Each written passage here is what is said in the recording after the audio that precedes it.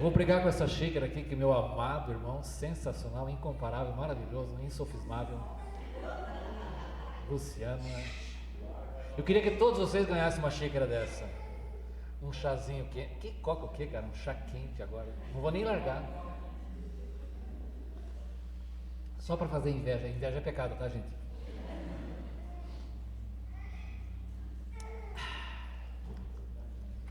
Não vai? Então vai.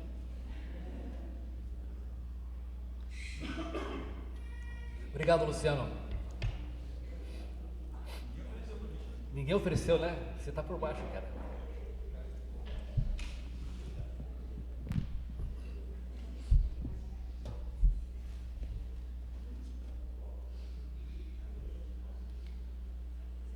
Muito bom. Abra sua Bíblia em 2 Coríntios, capítulo 8. 2 Coríntios, capítulo 8.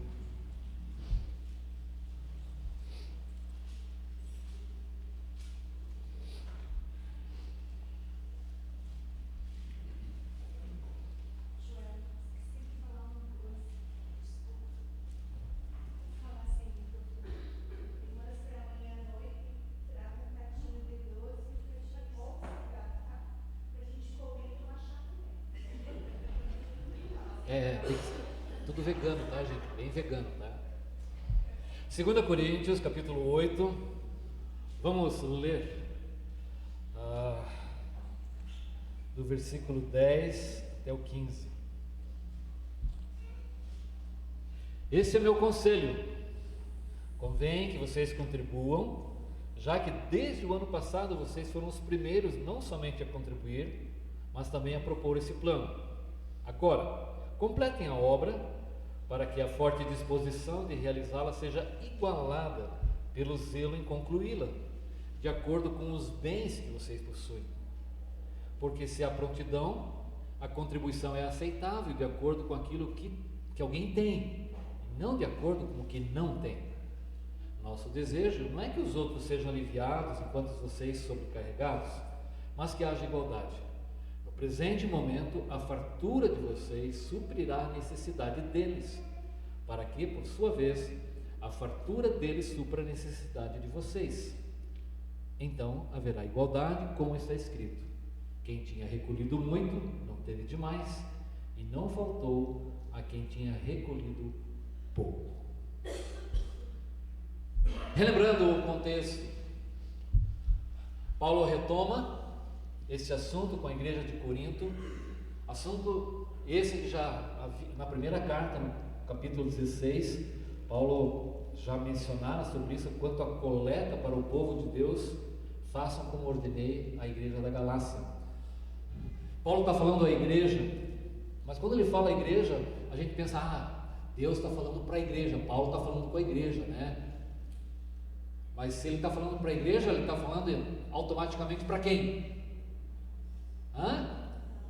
Não, pronome errado, é o outro pronome, usa no singular, para mim. Né? A nossa tendência é transferir, os irmãos vão resolver isso, né? Isso é para os irmãos. Não, a igreja, ele está falando para cada um de nós. E Paulo então fala havia em Jerusalém uma severa fome, grande dificuldade, e Paulo então organiza várias igrejas, tanto é que lá igreja da Galácia, da Macedônia e agora a igreja, então muita gente Paulo está mobilizando para enviar, e logicamente deve ser muita gente lá em Jerusalém, né? Não deveria ser pouca coisa, tanto é que quando Paulo leva essa oferta, toda essa contribuição que ele reúne, Festo, um dos governadores da região, né, começou a pedir dinheiro, né, para Paulo, se Paulo pudesse dar um pouco desse dinheiro para ele também, né? Nada de novo acontecendo por aí. E Paulo então começou retomou essa ação em prol da igreja de Jerusalém. E Paulo então falou como uma igreja da Macedônia que estavam em severa dificuldade, contribuíram como ricos. E deu o exemplo do Senhor Jesus Cristo, que sendo rico e glorioso, entregou-se completamente e se fez pobre por causa de nós. Paulo usa essa exemplificação da graça. E o assunto que nós estamos vendo é extremamente espiritual. É uma oferta para ajudar os pobres, os irmãos necessitados. Não, isso é só um instrumento para revelar algo muito espiritual. Se na leitura, capítulo 8 e 9 fazem uma unidade, e você vai observar pelo menos 17 menções à pessoa de Deus, a graça que Deus concedeu. No versículo 5, eles mostram a principal contribuição, quando havia essa iniciativa de suprir essa necessidade. Os macedônios, aquela igreja, fez a principal contribuição, que rege e que demonstra, porque eles estavam em severa tribulação, severa dificuldade, extrema pobreza, pessoas que tinham muito pouco. E o texto nos diz que eles foram extraordinariamente, frutificaram algo que não se esperava. Generosidade e alegria, porque quando não temos nada, quando estamos debaixo de tribulação, perseguição, a nossa tendência é reclamar, murmurar, o mundo fica cinzento, nada fica bom, nós ficamos tristes e deprimidos, e contrariamente eles manifestaram coisas bem diferentes. Eles se entregaram ao Senhor, pela vontade de Deus. No versículo 7, ele falou, pessoal de Corinto, vocês se destacam em tantas coisas, na doutrina, no conhecimento, na fé, e Corinto era uma cidade progressista, né, 2 portos, comércio, rota comercial, era uma cidade crescente, de progresso ali, e vocês ali na fé, na palavra, né, no amor, mas sejam abundantes também, na graça, e essa palavra domina esses 2 capítulos, graça, esse ato da graça, Deus concedeu a graça, esse privilégio, essa oportunidade, algo que vocês sequer mereciam, mas Deus está dando vocês, e aproveitem essa oportunidade e vamos vendo então os princípios, e um dos princípios que nós vimos ali semana passada, né? O principal, que é o do versículo 5, eles se entregaram, foi uma entrega de vida, e quando você entrega a sua vida, você entrega tudo, como o Senhor Jesus fez, é o risco da própria vida, do teu carro, do teu filho, da tua honra, da roupa que você está usando, da tua conta corrente, nada fica de fora, porque nos entregamos inteiramente ao Senhor.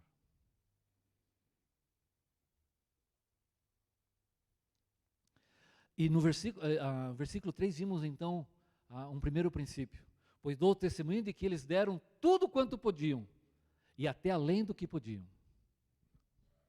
Quando nos surge uma oportunidade, essa graça, de poder ajudar alguém, aqui esse versículo mostra uma pergunta que você tem que fazer sempre. Eu ofertei verdadeiramente tudo que eu podia? E uma segunda pergunta, eu poderia fazer algum ajuste onde eu poderia até talvez melhorar a minha contribuição? Essas 2 perguntas devem reger. Quando somos chamados, somos convocados e Deus nos dá uma graça. Lembra-se daquela menina no Rio Grande do Norte, da cadeira de roda que nós tínhamos que comprar? São coisas assim. Eu dei tudo que eu podia? Eu poderia ter feito algum ajuste, contribuir talvez um pouquinho mais? Esse é o primeiro princípio. O princípio principal, aqui está a minha vida, Senhor. Tudo que tenho, tudo que sou, verdadeiramente te pertence. E agora então, no versículo 10 em diante, Paulo vai nos dar mais alguns princípios no que diz respeito a contribuir. E nisso dou a minha opinião. Na NVI, esse é o meu conselho. Nisso dou a minha opinião, não significa que Paulo está, e muitos interpretam maldosamente, como se apenas fosse uma opinião de homem e não tivesse validade. Paulo está falando da sua autoridade apostólica, inspirado por Deus. A ideia aqui é que talvez muitas vezes ele fala sobre alguns assuntos, e isso ele está se referindo não necessariamente que Jesus tenha falado sobre isso, ou ninguém mais tinha falado, e ele está colocando, né, a sua ideia, o seu conselho, a sua compreensão sobre aquele assunto. E Paulo começa dizendo só, desde o ano passado, vocês começaram, e é interessante, o desejo partiu deles, vamos ajudar esse pessoal. Mas, como a gente viu, aconteceram algumas coisas muito ruins no seio da igreja, e a igreja desviou o seu foco. Aquela disciplina com relação àquele rapaz, né, que estava aprontando dentro da igreja, a igreja não agiu direito. Toda a controvérsia e oposição contra Paulo, a segunda carta Paulo vai defendendo sobre isso, e toda a preocupação, depois da visita que ele fizera, foi uma visita dolorosa, depois ele escreve a carta severa, a carta com lágrimas, e ele deixa Troade e vai se encontrar com Tito, esperando, puxa, como foi a reação da igreja, e quando ele ouve Tito, ele viu que a igreja reagiu positivamente, e por isso ele está escrevendo a segunda carta. Então lembram-se, aquilo que vocês começaram a fazer, vocês terminem, né? Paulo então está dizendo, vocês propuseram, vocês apoiaram, vocês começaram a arrecadar os fundos, agora vocês precisam concluir. Não está em jogo aqui nenhuma competição, pelo exemplo da Macedônia. Paulo não está dizendo que vocês têm que fazer igual o pessoal da Macedônia. Paulo está ilustrando, está mostrando, olha, foi dessa maneira que eles agiram. Aqui tem os princípios para vocês agirem. E vocês têm condições. Então, vocês começaram isso no passado, né? Vocês desejaram isso. Então, o princípio é a intenção em doar requer pronta ação até a conclusão. Aquilo que vocês começaram, muitas vezes isso acontece.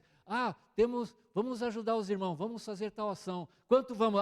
Temos R$1.000, né, por mês de oferta. 2, 3 meses, entra R$1.000. Mas no quarto mês, entra 500. No quinto mês, entra 300. Né?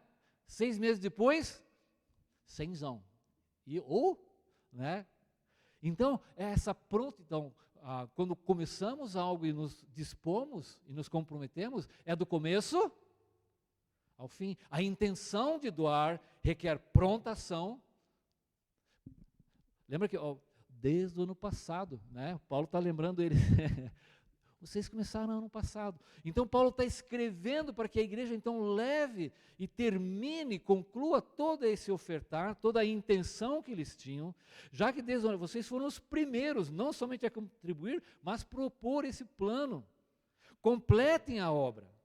Vocês se mostraram prontos, né, a ofertar. E o segundo princípio que está aqui, observe. Agora, completem a obra para que a forte disposição de realizá-la seja igualada pelo zelo em concluir. Ou seja, esse mesmo desejo, sim, vamos ajudar, vamos contribuir. Essa mesma intenção, essa motivação, ela esteja movendo, impulsionando vocês a completar o que vocês se comprometeram, de acordo com os bens que vocês possuem.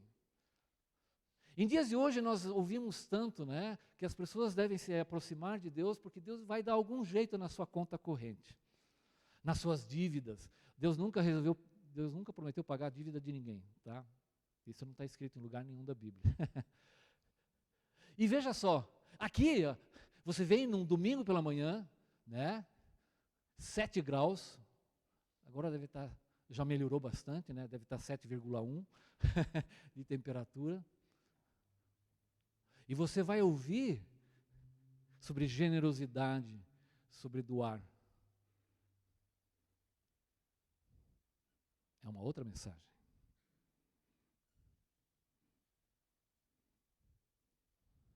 Ao falar sobre isso, Paulo não está dizendo quanta riqueza vai chover financeiramente sobre nossas vidas. Paulo está dizendo de você abençoar financeiramente outras pessoas.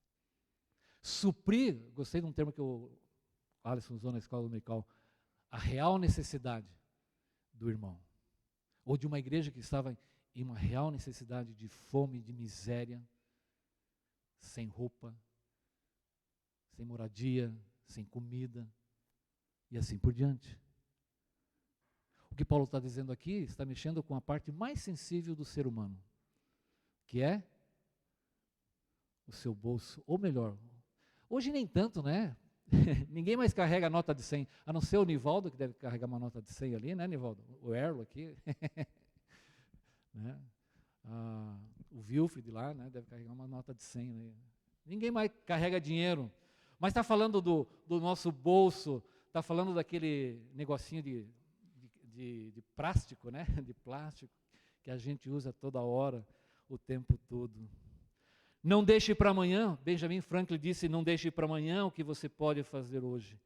William Barclay, a tragédia da vida muitas vezes não é que não tenhamos impulsos elevados, mas falhamos em transformá-los em ação. E quando começamos a pensar nessas coisas, parece que doação, generosidade não faz muito sentido. E ouvimos e começamos então a racionalizar e justificar uma série de coisas. Mas a palavra de Deus é muito clara e é cristalina como esse assunto, é um assunto bem espiritual. Alguns textos só para você ter em mente. Provérbios 11, a quem dá liberalmente, ainda se lhe acrescenta mais e mais. Ao que retém mais do que é justo, ser-lhe-á pura perda. A alma generosa prosperará, e quem dá a beber será descedentado. O que não empresta o seu dinheiro com usura, nem aceita suborno contra o inocente. Quem desse modo procede jamais será abalado. Ora, se alguém não tem cuidado dos seus, especialmente dos da própria casa, tem negado a fé e é pior do que o descrente. Ordena aos ricos que pratiquem o bem, sejam ricos de boas obras, generosos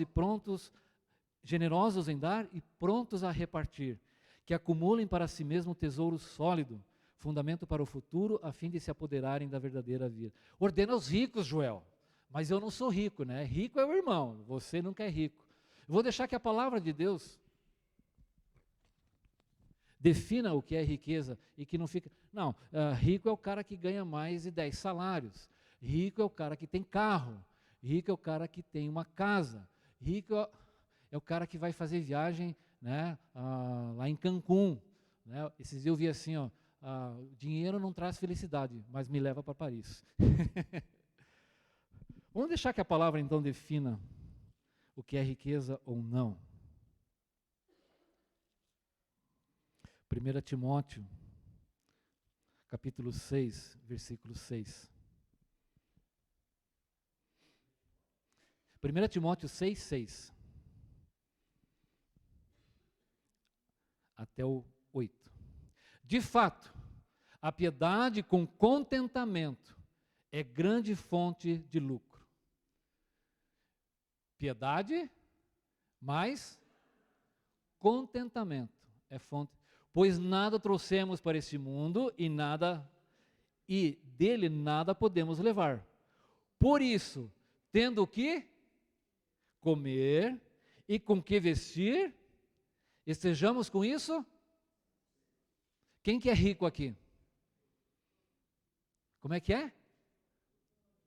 Todos.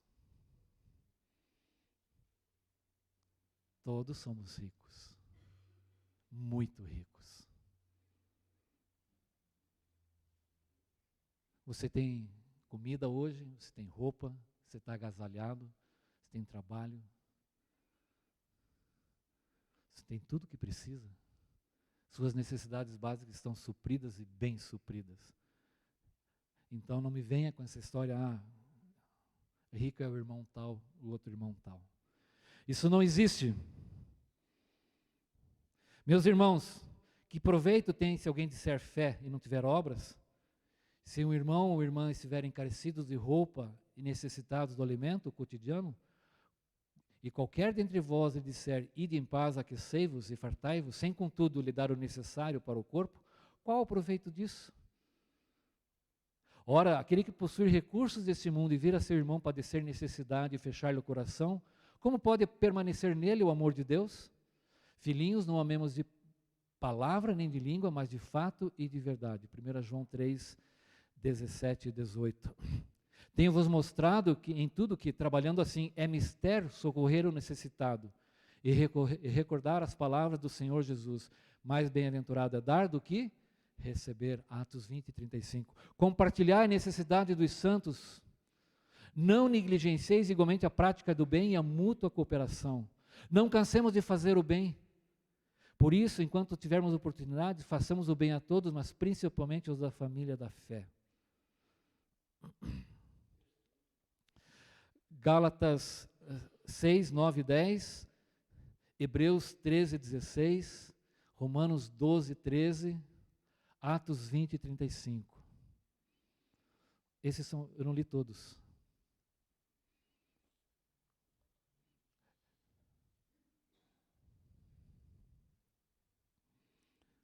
Então, num mundo tão hedonista, que busca o seu próprio prazer, onde tão somente as suas necessidades são as que lhe interessam, no mundo endividado, e muitas vezes então o problema da doação, falando para nós cristãos, não é a doação em si, mas o nosso estilo de vida que pressupõe que o endividamento é algo normal.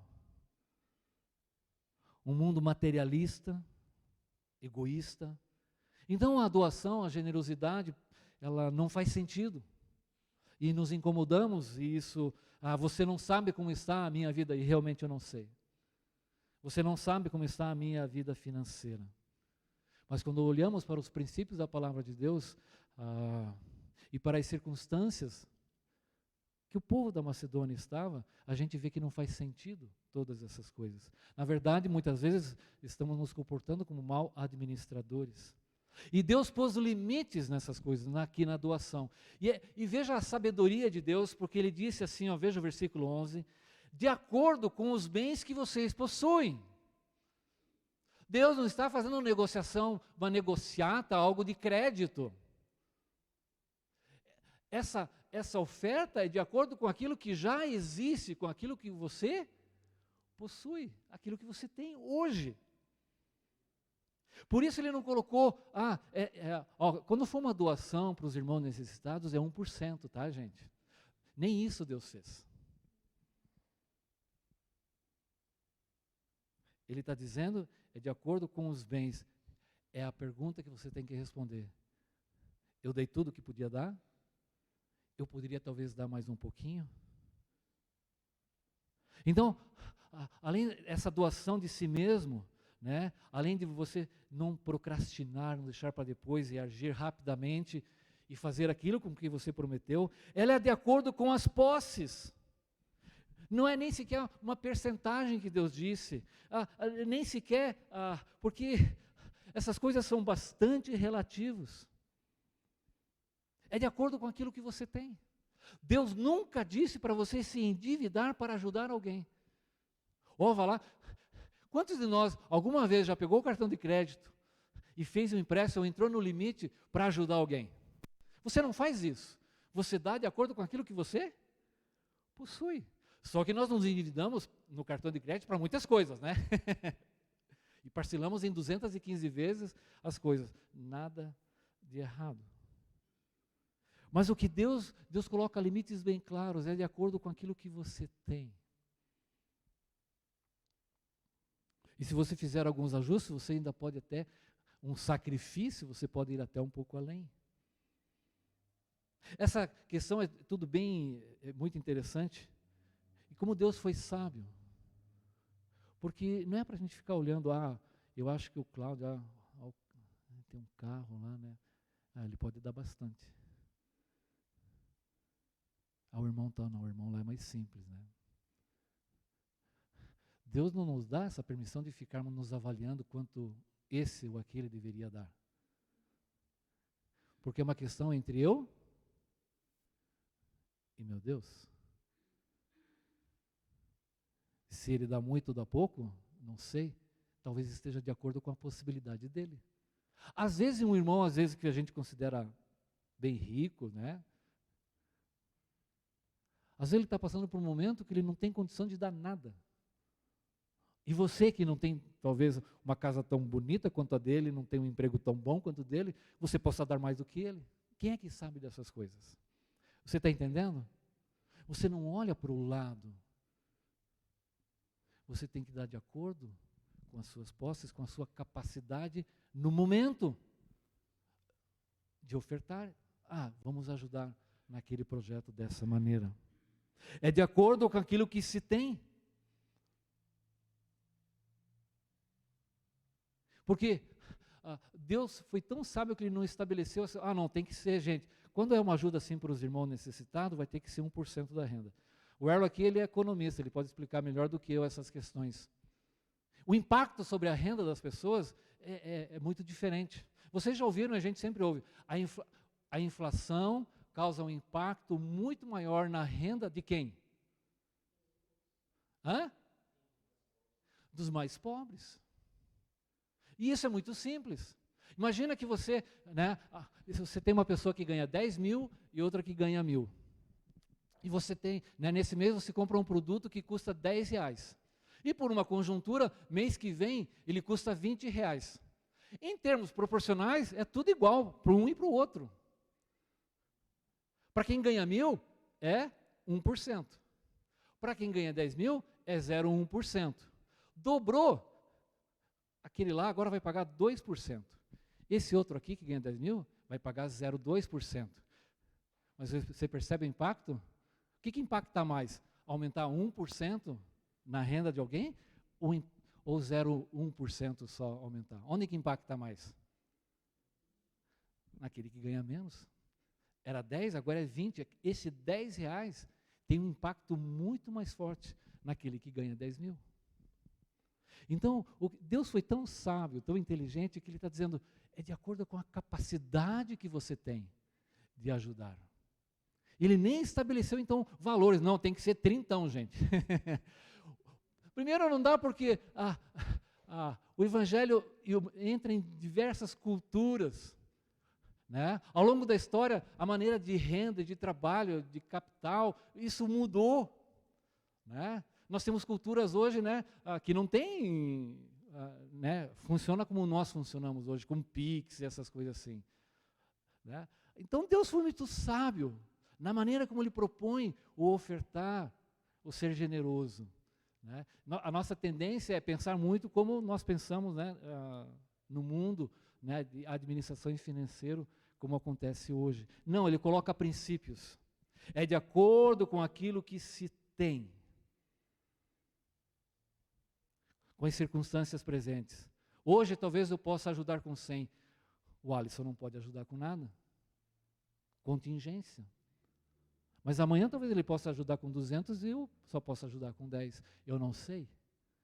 Você percebe que quem que responde a pergunta com quanto eu posso dar, é você que tem que responder diante de Deus, porque você se entregou ao Senhor. Você vê o privilégio. Você entende as coisas da graça, é algo da graça de Deus para a gente. Dei o que podia, fiz ajustes, não tenho ressentimento, não cobro o meu irmão, é uma relação pessoal. E Paulo falou, eu sei que vocês aí de Corinto hoje em dia estão bem. Uma vez um pastor, acho que foi o Lucas que me contou, ele chegou assim,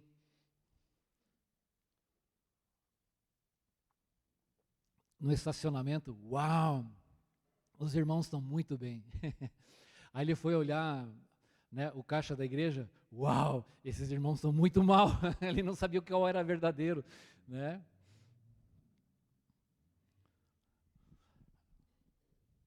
Este é meu conselho. Termine o que vocês começaram e contribuam de acordo com aquilo que vocês têm. Não estamos fazendo um negócio com Deus. Deus, se eu ofertar tanto, o Senhor vai me dar tanto. Se o Senhor ofertar tanto, o Senhor vai me dar o dobro, e coisas assim. Não tem nada disso aqui, nessa negociação. Deus não está aberto a negociações. Paulo está colocando princípios. E versículo 11, né? Agora completem. Esse é o princípio, né? Da procrastinação, que mata a procrastinação. Faça agora, não deixa para depois, vou pensar, vamos raciocinar. Não. Paulo estava então incentivando a igreja a terminar aquilo que concluíram. Versículo 12. Porque se a prontidão será aceita conforme o que o homem tem e não segundo o que ele não tem. Veja, ele repete. Aquilo que você dispõe, puxa vida, os irmãos lá um país bem pobre aí hoje, que chega ao nosso conhecimento. Somália. Chegou ao nosso conhecimento a necessidade de suprir lá. A gente nunca viu aquelas pessoas, nem as conhece. Elas precisam de uma resposta rápida. Mas aquilo que você vai ofertar, você vai perguntar quanto eu posso dar. Eu quero e tenho que dar já. Aqui tem outro princípio então que Paulo coloca, né? Porque se há boa vontade, a disposição do coração torna qualquer doação aceitável. Será aceita, será aceitável. Essa palavra aceitável, ela é usada muitas vezes no Novo Testamento e no Antigo Testamento, quando se trazia ofertas de sacrifício a Deus, e essa era uma oferta aceitável. Era uma oferta de acordo, que agradava a Deus. Então, o que Paulo está dizendo aqui, que ela fala da disposição. Perceba novamente, Paulo não está dizendo se é R$100, R$1.000 ou R$10.000, mas Paulo está falando de intenções, de atitude e capacidade, de acordo com aquilo que existe, de boa vontade. Fala da grandeza do coração, da atitude, da disposição, o desejo de ajudar, e não quão grande é a sua conta bancária, o seu salário. Deus olha para a qualidade da ação. E se ela vier acompanhada da quantidade, melhor ainda, né? Porque se você pode dar em quantidade, o que isso significa? Que você está prosperando, que você está indo bem. Prontidão é a medida do impacto da doação sobre a sua vida. A prontidão, ela leva você a fazer ajustes em poder talvez dar além do que você poderia, mas de acordo com o que tem, não do que você tem. Não é para prejudicar a sua família, não é para deixar de pagar a conta que vence no final do mês. Tudo isso você tem que levar em conta. Talvez você tenha que sacrificar coisas que não sejam tão urgentes e necessárias. É uma graça que se concretiza na manifestação de alegria e generosidade. Por isso que o que nós podemos ver aqui, e que mais do que a oferta em si, nós vemos que aqui podemos avaliar, né, a nossa doutrina, o nosso amor, a nossa fé. É isso que torna aceitável, agradável, aprovado. A prontidão de dar é aquilo que Deus observa, não tanto a magnitude. Lembra-se em Marcos capítulo 12? Em verdade vos digo que esta viúva depositou no gasofilácio mais do que fizeram todos os ofertantes, porque todos eles ofertaram do que lhes sobrava. Ela, porém, da sua pobreza deu tudo quanto possuía, todo o seu sustento.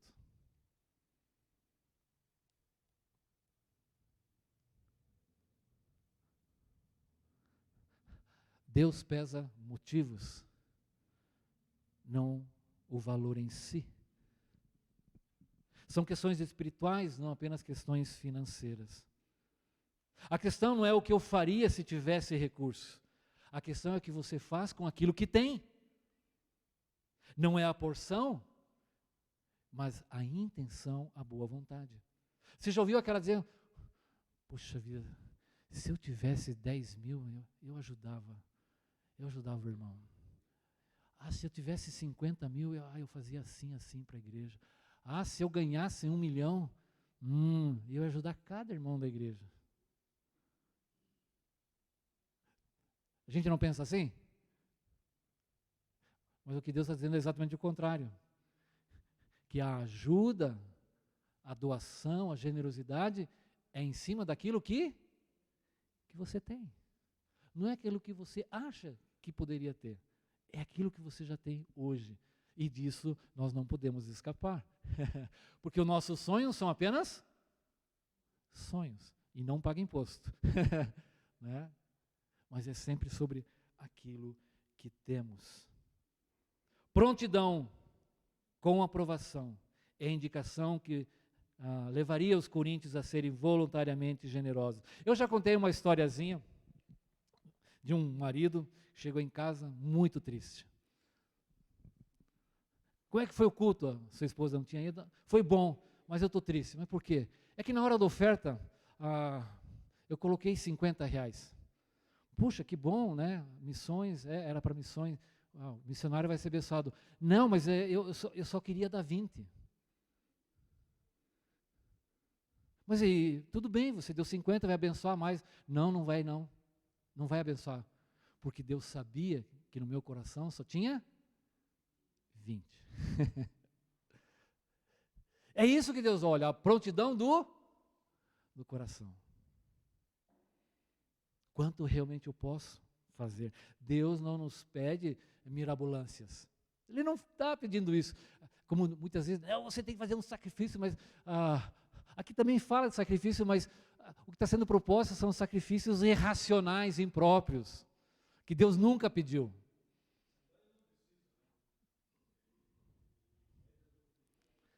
Exatamente. Ironside, um teólogo, disse assim: não é uma questão de dizer, bem, eu faria algo, mas não sou capaz. Mas é uma questão de fazer o que se pode, que está no alcance e na capacidade. Se você pode dar apenas um pouco ao Senhor, dê isso, e Ele vai abençoar. Se você der muito, então dê muito. Ele olha o coração. Muitos colocam uma moeda de 10 centavos, mas na contabilidade do céu é como se fosse 1 milhão. Muitos colocam 1 milhão, mas na contabilidade do céu é como se não fosse nada. Porque Deus vê a disposição, a fidelidade, a prontidão, a compreensão, a medida de fé, do amor, da doutrina, do conhecimento. Tudo isso é que está em jogo nessas coisas.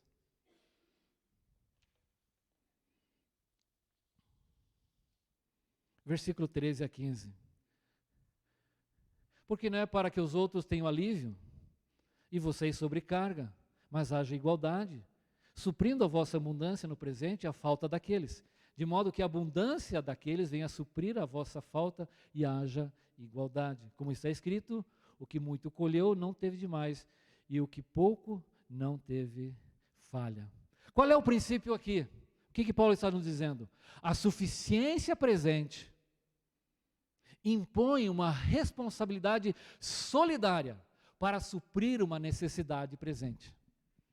A suficiência presente, a suficiência que cada um de nós tem, impõe a mim e a você uma responsabilidade de nos solidarizar com a necessidade do nosso irmão. Lembrem-se dos pobres, melhor é dar do que receber, e lemos os diversos versículos. O teu problema é meu problema. Isso é família. Lemos ali, se você não se preocupa com os irmãos, você é pior do que o descrente. Adianta bater no ombro do irmão, vou orar por você para que ele te dê uma roupa. Quando a roupa está com você. Eu lembro de um dia que um irmão venezuelano chegou aqui, né? Era um dia bem frio, ele estava assim, né? Aí alguém pegou um casaco, né? E deu para ele, né? Era o casaco do outro, né? É fácil fazer, abençoar.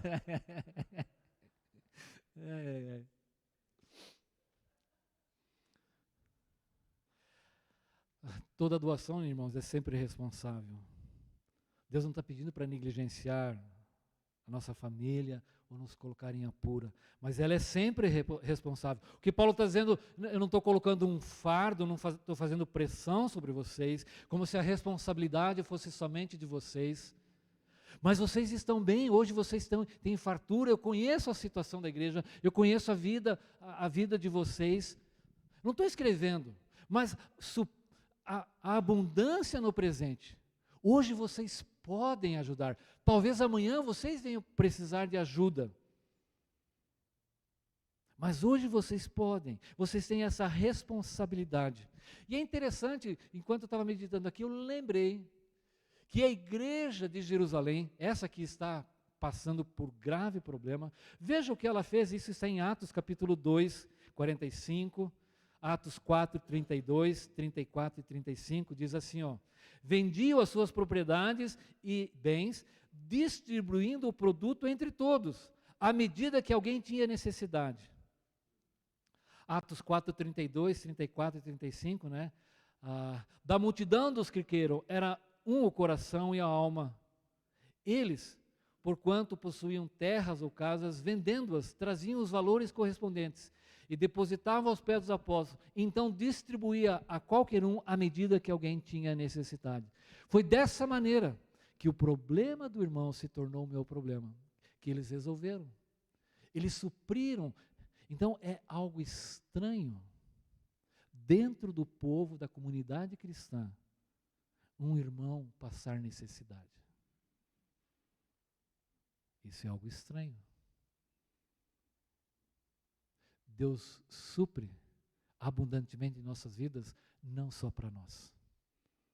Ele nos supre, nos faz prosperar e crescer, para quando houver uma real necessidade, nós possamos juntos suprir a necessidade do irmão. Eu lembro de um irmão, hoje ele não está mais conosco, ele dizia, foi bem no começo da vida cristã dele, ele ficou desempregado, e ele testemunhava assim, foi o tempo onde eu tive mais comida na minha casa, quando eu tive desempregado. Por quê? Porque chovia maná na casa dele. Sabe quem que levava o maná?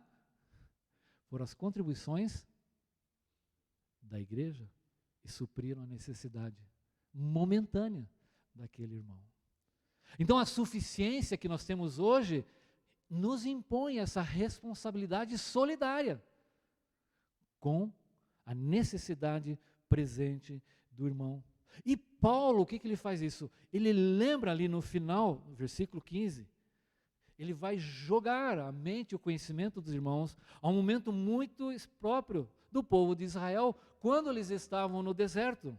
Quem tinha recolhido muito não teve demais, e não faltou a que tinha recolhido. Naqueles dias, né, eles estavam em peregrinação no deserto, e não se plantava nada, era muito difícil, mas diariamente eles tinham que recolher o maná, e haviam prescrições muito claras para o recolhimento do maná. Era tão somente o princípio geral ali, que norteava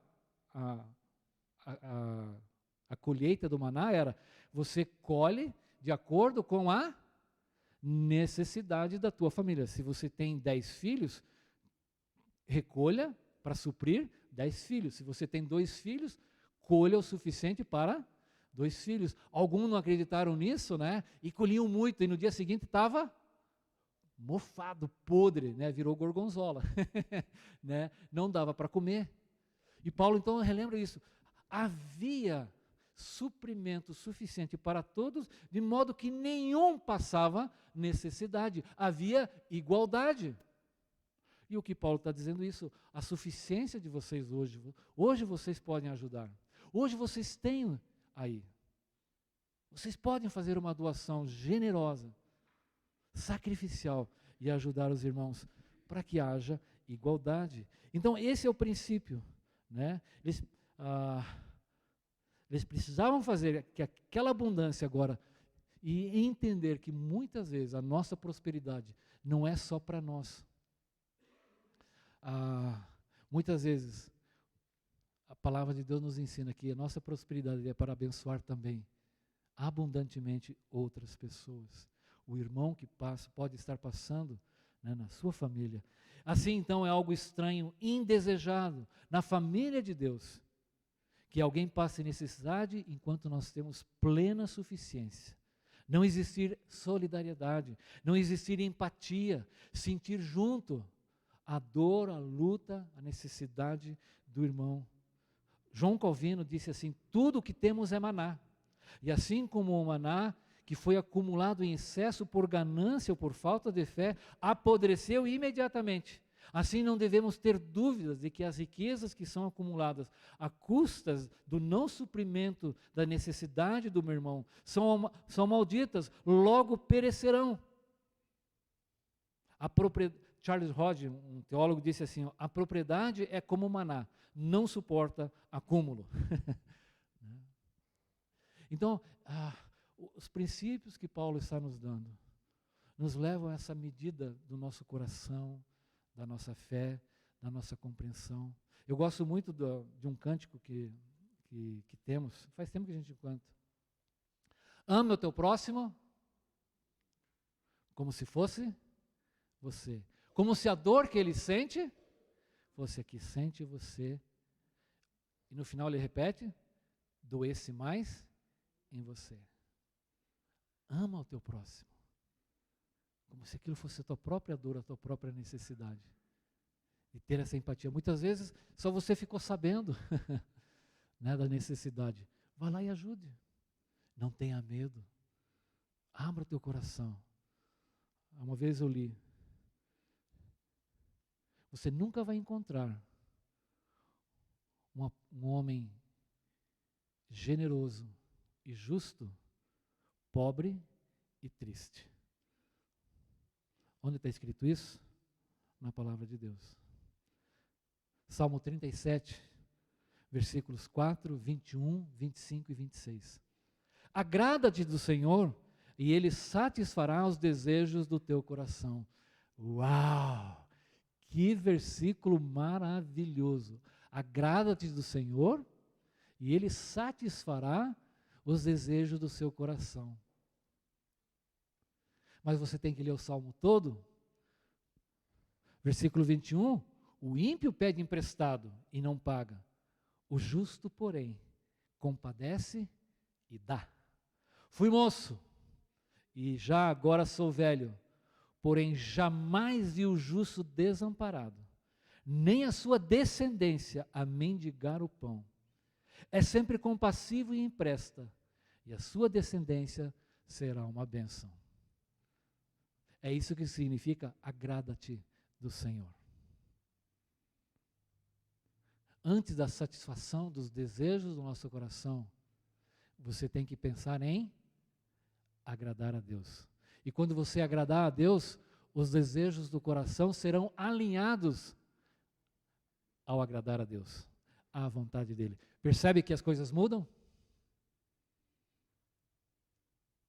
Deus nos tem abençoado muito. E não estamos apenas tratando de, isso aconteceu há 2000 anos atrás, né? Que bonito que foi que aconteceu. Não, isso fala das realidades da nossa fé, do nosso compromisso, da compreensão, da graça de Deus, desse privilégio.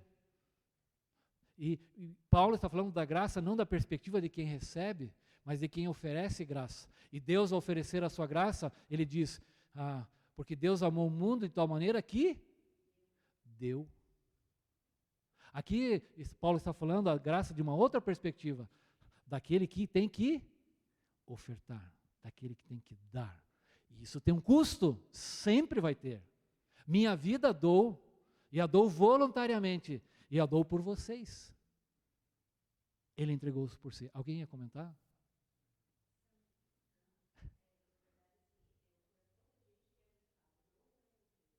Como é que é? Sim.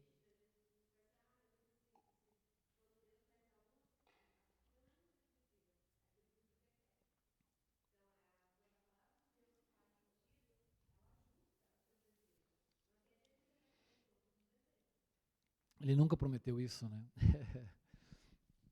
Nosso coração é ajustado à compreensão de Deus. Cláudia.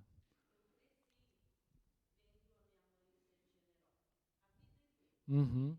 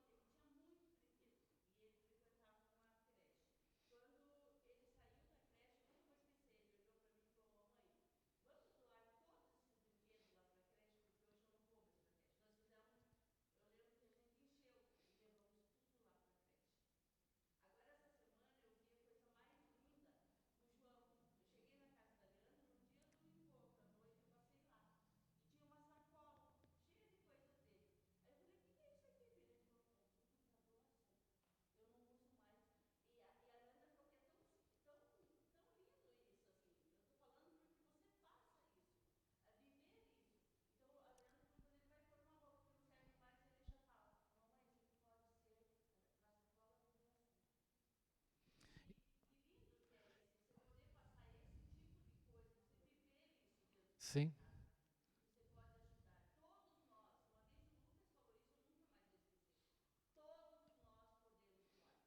Sim.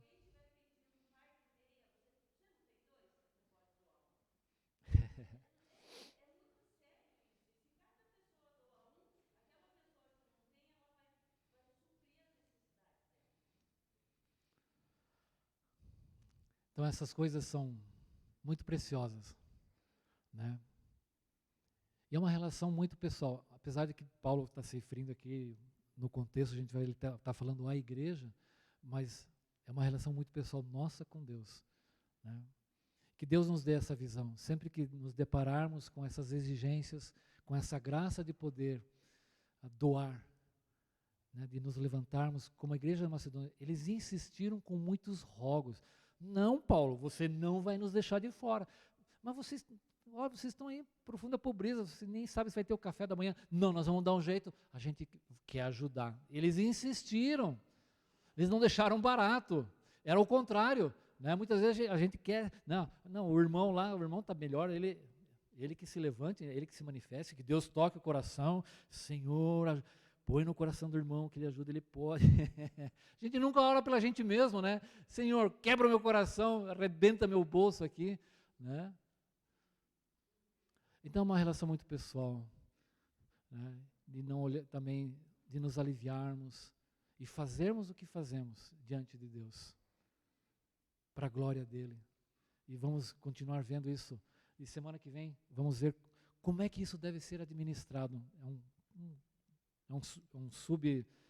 Uma subunidade ali, um pouco mais longa, mas Paulo vai mostrar como é que essa doação deve ser administrada e cuidada. É algo muito sério, né, o que Paulo coloca para a gente aqui.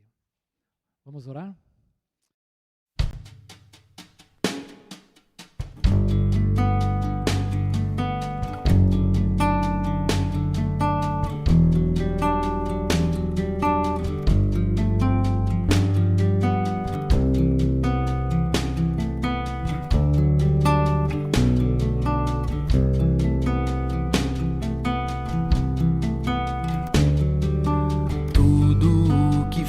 Verdadeiro, honesto e justo, tudo que há de mais bonito, puro e amável,